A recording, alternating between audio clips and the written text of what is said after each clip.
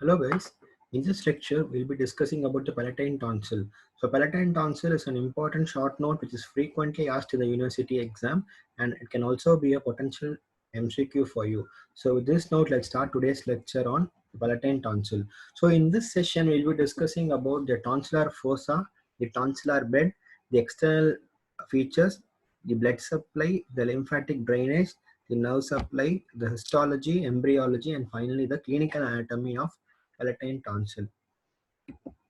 So palatine tonsil is not only important for the as far as first year anatomy examinations are concerned. So this knowledge about palatine tonsil will be coming through your entire career, be it medicine, surgery, or be it whatever specialty you take. May you be a clinician or a surgeon. This knowledge, you will frequently encounter cases regarding the palatine tonsil. So as far as the first year is concerned, it will be useful for you to obtain 4 to 6 months. That is, it can also be a short note as well as an MCQ in second paper of anatomy. So before getting onto the session, you must first know how does a normal tonsil look like. So if you open a normal subjects mode and examine the oral cavity, you can well appreciate two bulges present on the lateral wall of the oral cavity. So these two bulges present in the lateral wall of the oral cavity is a normal tonsil. Okay. So now moving on to the introduction of palatine tonsil. So what is a tonsil? What is a palatine tonsil? What is a tonsil in general? Not only palatine tonsil, all tonsils in general. So a tonsil is a collection of lymphoid tissue. So tonsil is nothing but it is an aggregation or collection of lymphoid tissue. So what is the shape of palatine tonsil? A palatine tonsil is approximately almond shaped. How many palatine tonsils are present in our body? That is a pair of palatine tonsils, one on either side of the oropharynx.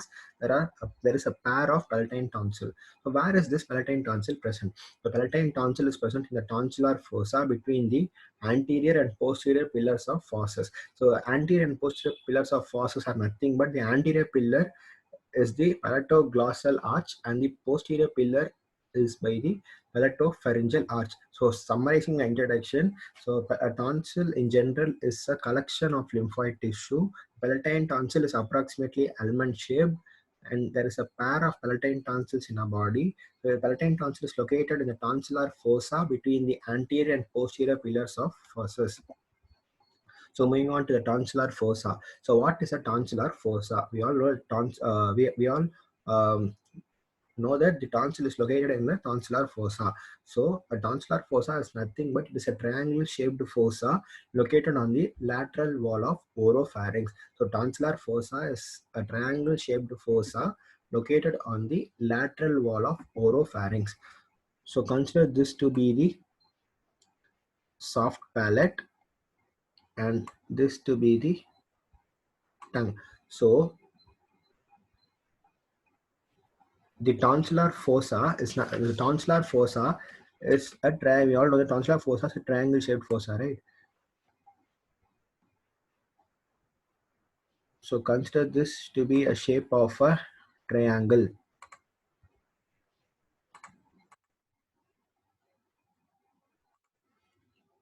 So this triangle shaped structure that I have drawn is nothing but the tonsillar fossa. So moving on to the boundaries of the tonsillar fossa. So consider this to be the anterior wall, this to be the posterior wall, this to be the apex, and this to be the base of the tonsillar fossa. So the anterior wall is contributed by the palatoglossal muscle. The posterior wall is contributed by the palatopharyngeal muscle, and the apex is contributed by the meeting point of both the anterior wall and the posterior wall at the soft palate. The base is contributed by the posterior one third of dorsum of tongue. So we all know the surface that we see through the mirror when we examine the tongue is the dorsal surface, right?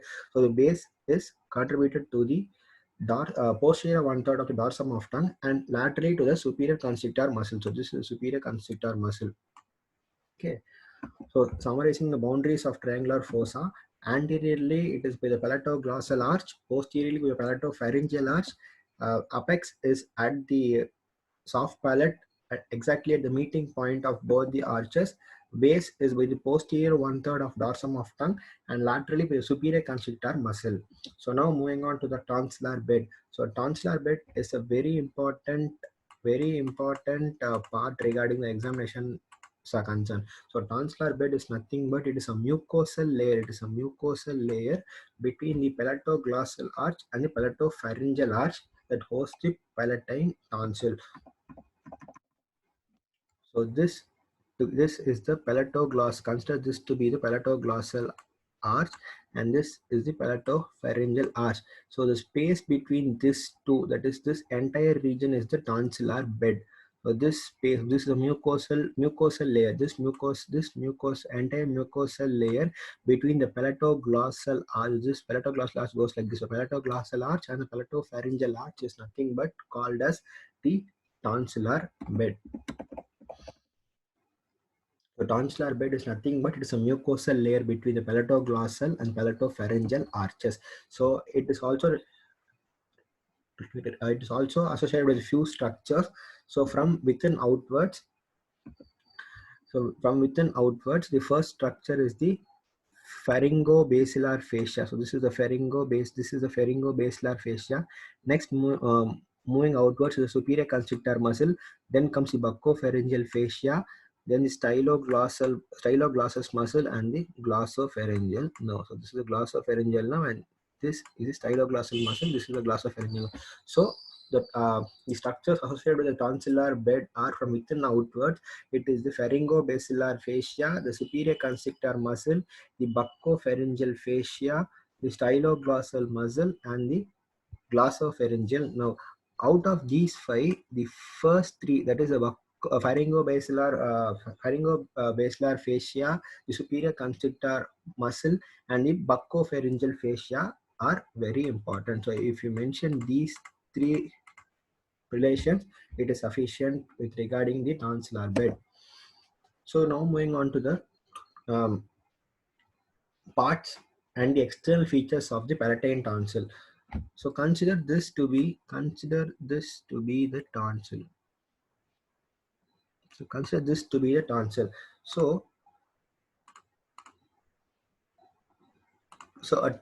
in general, tonsil has two surfaces, two borders, two poles. So consider this to be the upper pole, this to be the lower pole. So two surfaces. This surface is like which I have drawn like infoldings, right? So this is the medial surface, and the one like the convex surface is the lateral surface. And two borders. This border is the anterior border, and this border is the posterior border. This is the posterior border, this is the anterior border, this is the lower pole, this is the upper pole. So in general,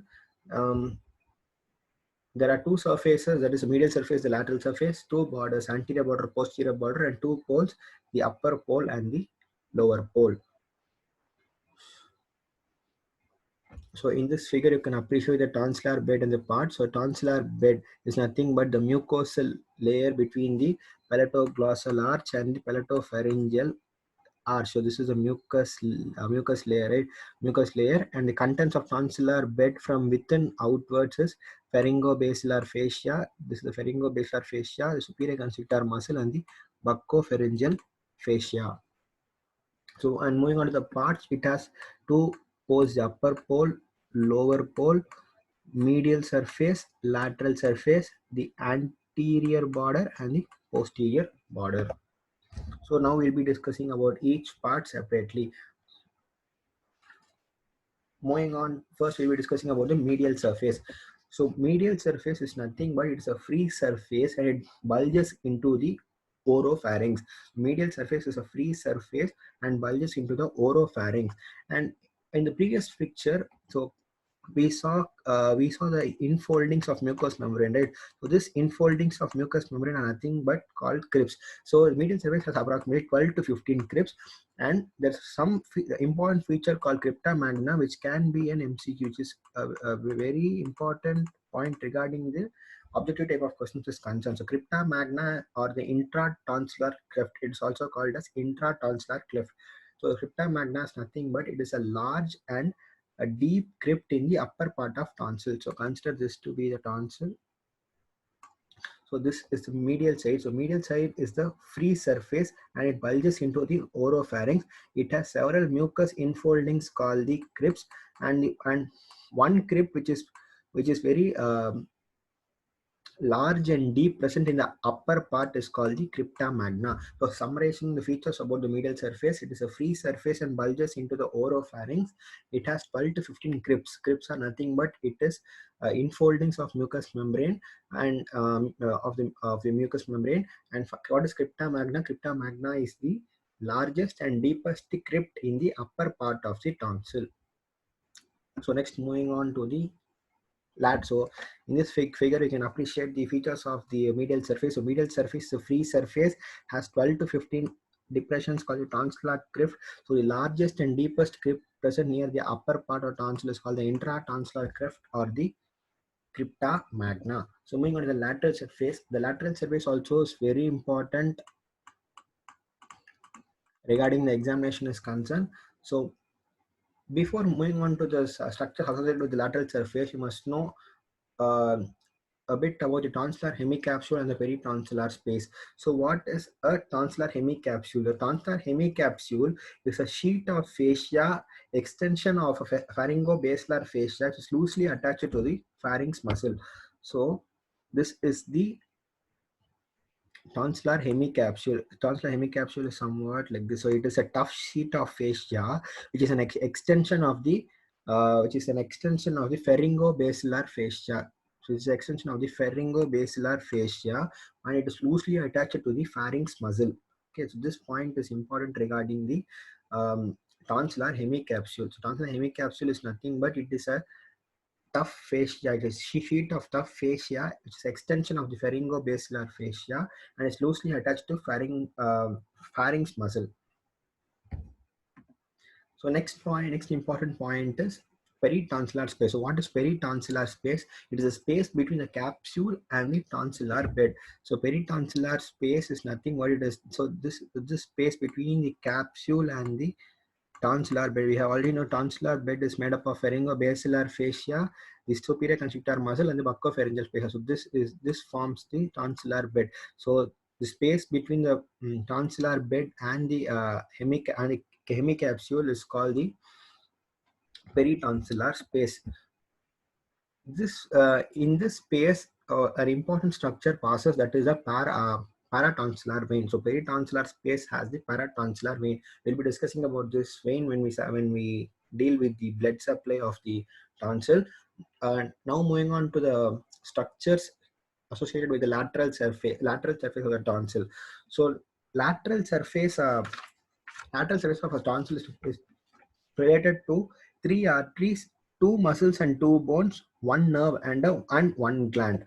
So it is related to the facial artery and its branches. So we already know it is related to three arteries, facial artery and two of its branches, and two muscles and two bones, the styloglossus muscle, the medial pterygoid muscle, and two bones, the styloid process and the angle of mandible, and one nerve and one gland, that is the glossopharyngeal nerve and the submandibular salivary gland.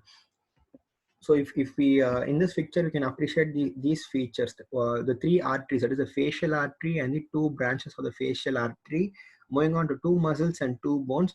The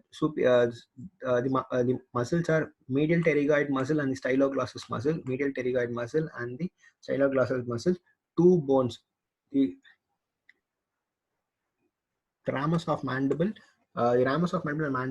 and moving on to the one nerve, that is the glossopharyngeal nerve, and one gland, that is the submandibular salivary gland. So these points are important regarding the lateral surface of the tonsil is concerned. So summarizing the lateral surface, so what is a tonsillar hemicapsule? It is a hemicapsule shaped sheet of fascia, which is extension of the pharyngobasilar fascia, extension of the pharyngobasilar fascia loosely attached to the pharynx muscle. So what is the peritonsillar space? It is a space between the capsule and the tonsillar bed. Structures associated with it is three arteries, two muscles and two bones, one nerve and one salivary gland. That is the facial artery and its two branches, the styloglossus muscle and the medial pterygoid muscle, the styloid process and the angle of mandible, the glossopharyngeal nerve and the submandibular salivary gland.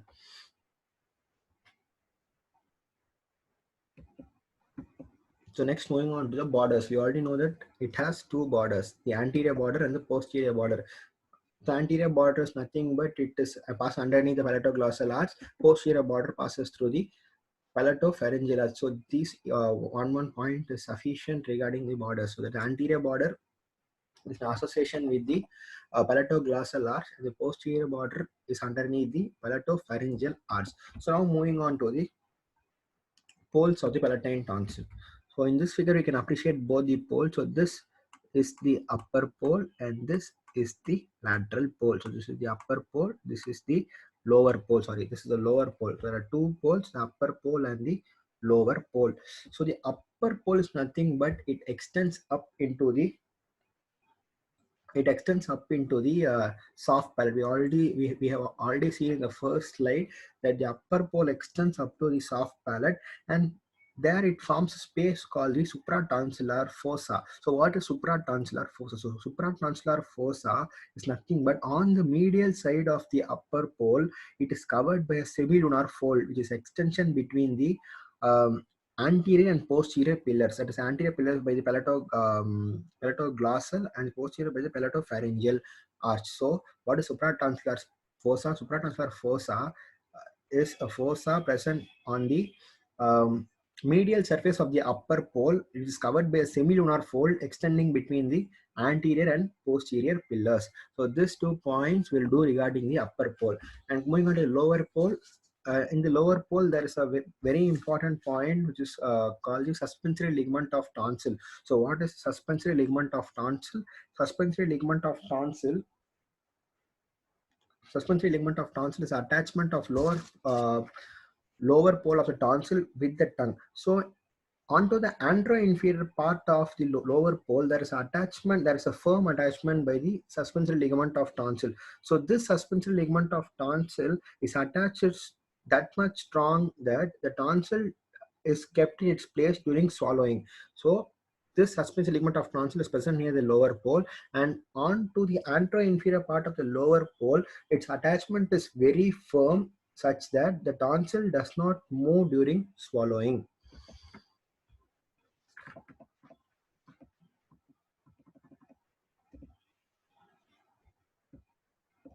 So next, moving on to the blood supply of the tonsil. So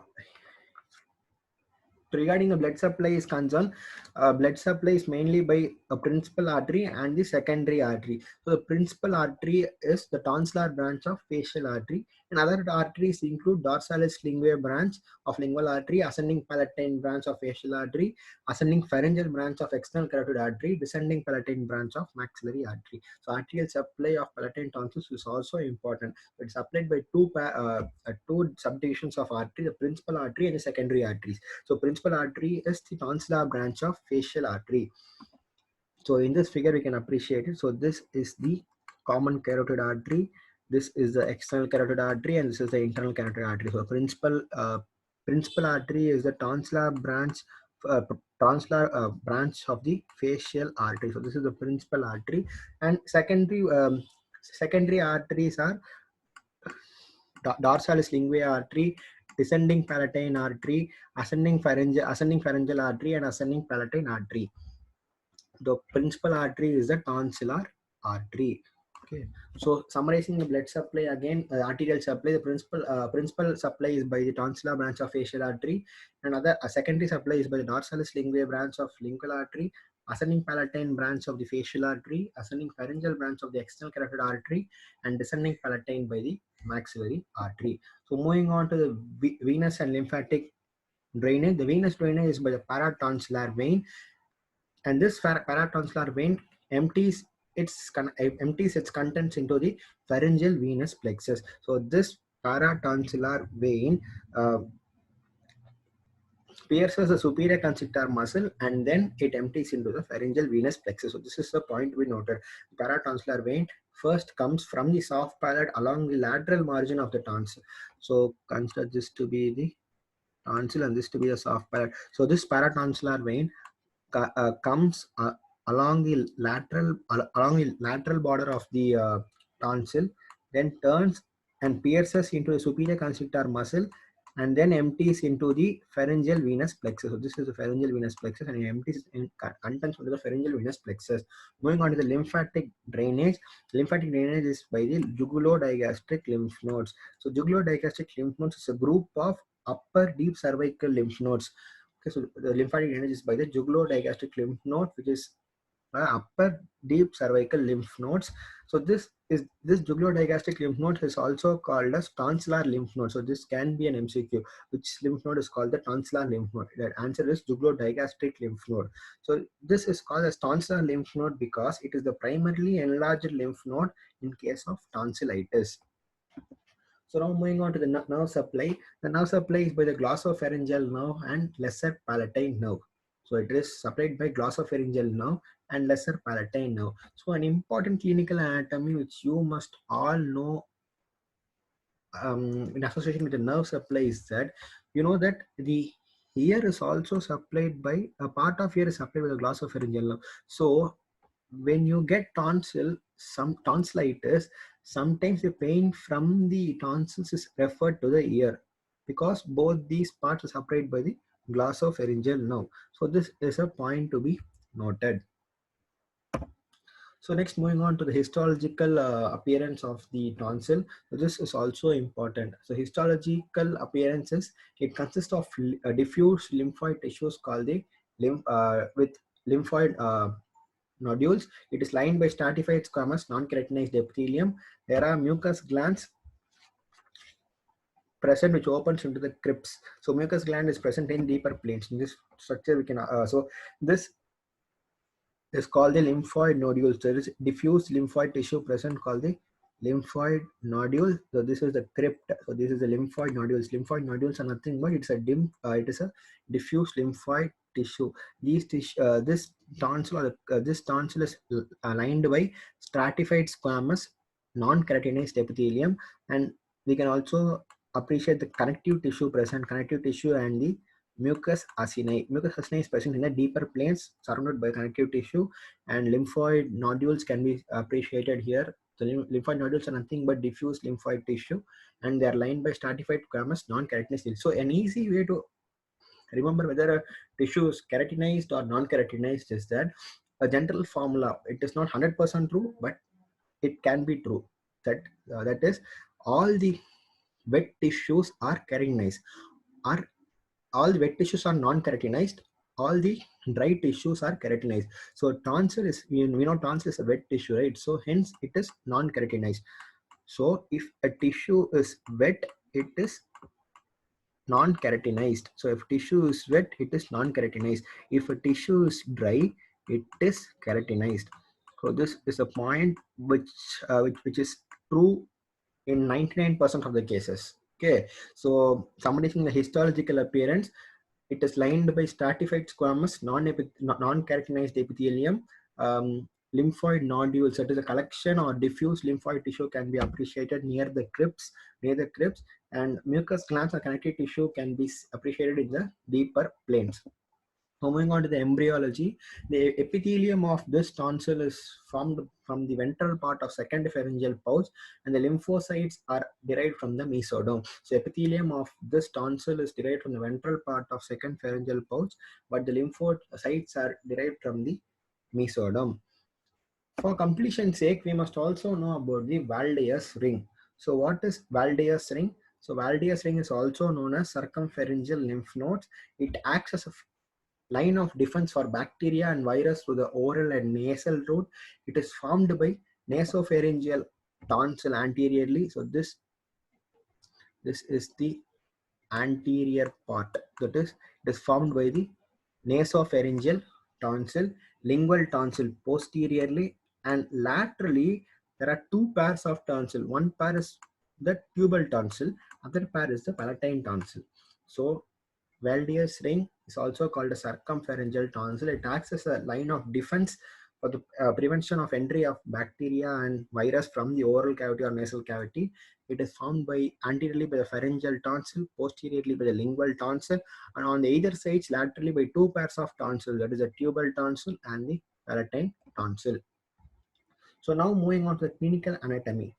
So the most important clinical anatomy regarding tonsils is acute tonsillitis. So tonsillitis means inflammation. So we can split this word as tonsil and itis. Tonsil meaning tonsil, itis meaning inflammation. So inflammation of the tonsils is called tonsillitis. So acute tonsillitis, which is most seen in viral infection and common among the school-going age groups.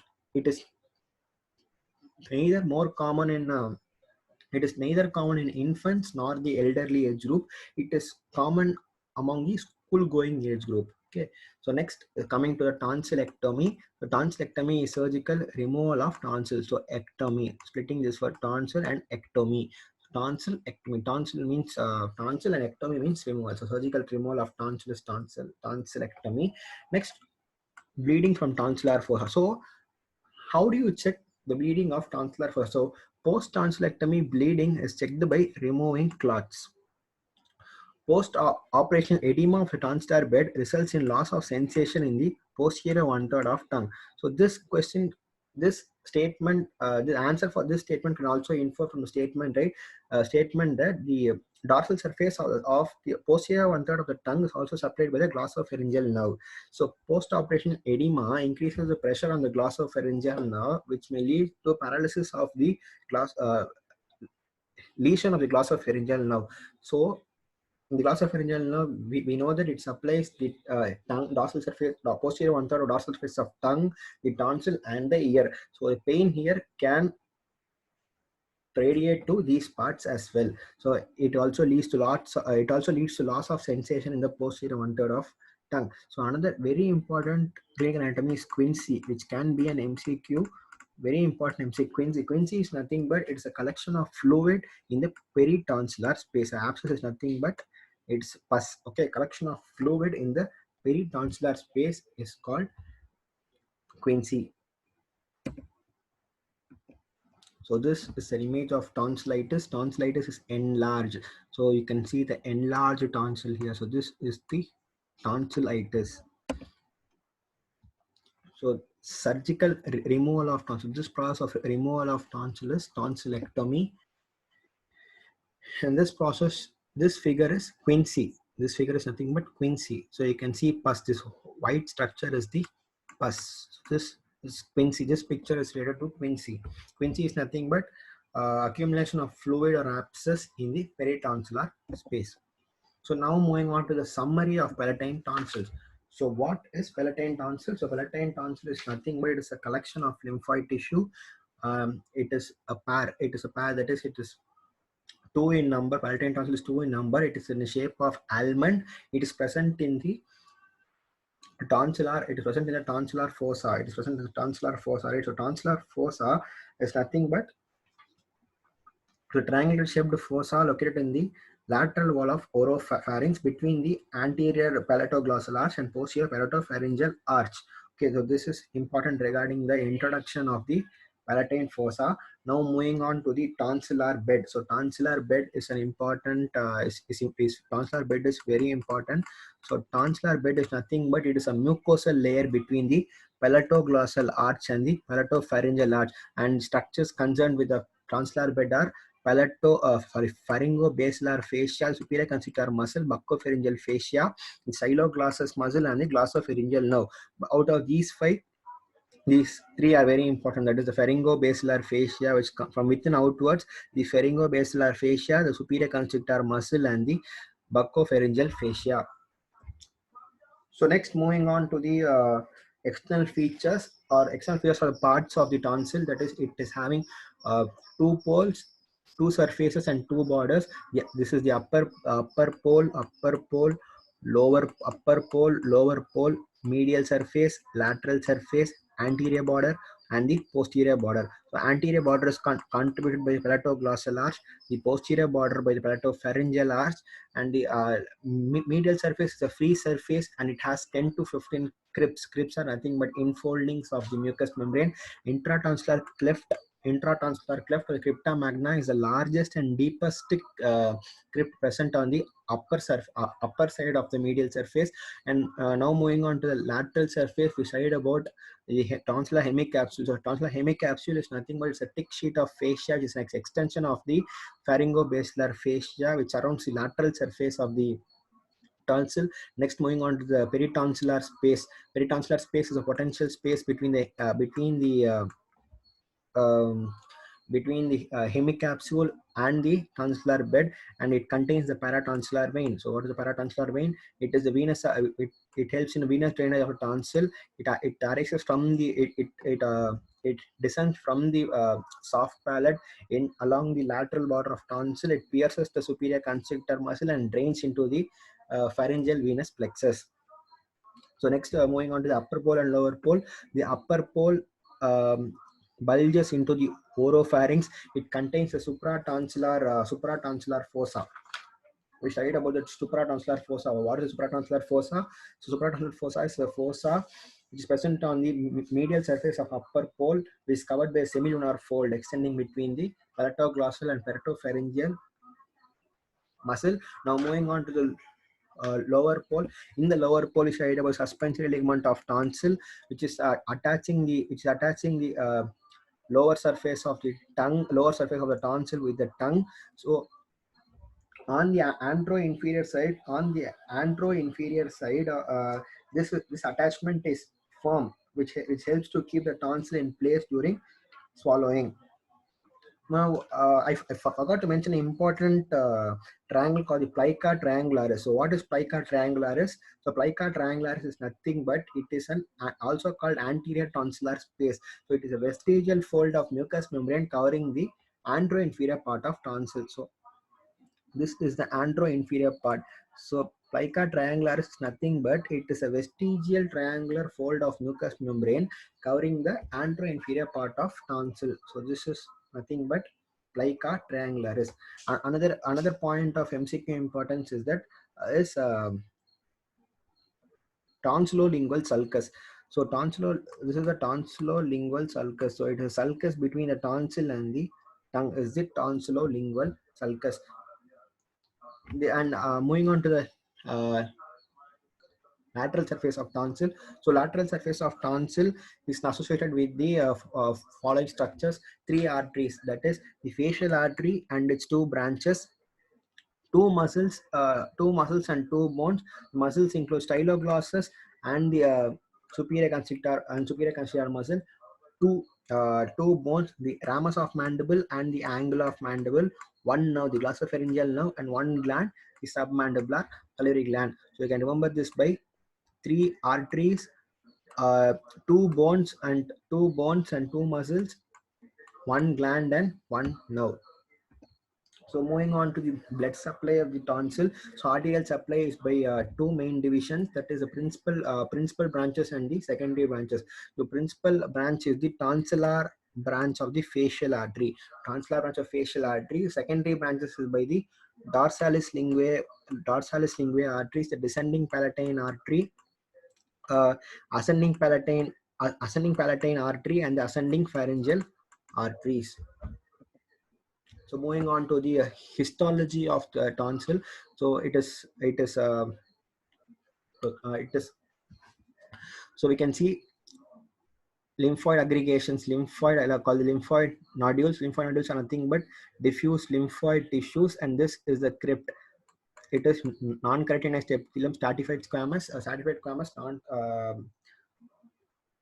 non-keratinized epithelium, and you can appreciate the connective tissue and the mucus acini in the deeper plane. So you can see the diffuse lymphoid. This is the diffuse lymphoid tissues or lymphoid nodules, the connective tissue, and the mucus acini in the deeper planes.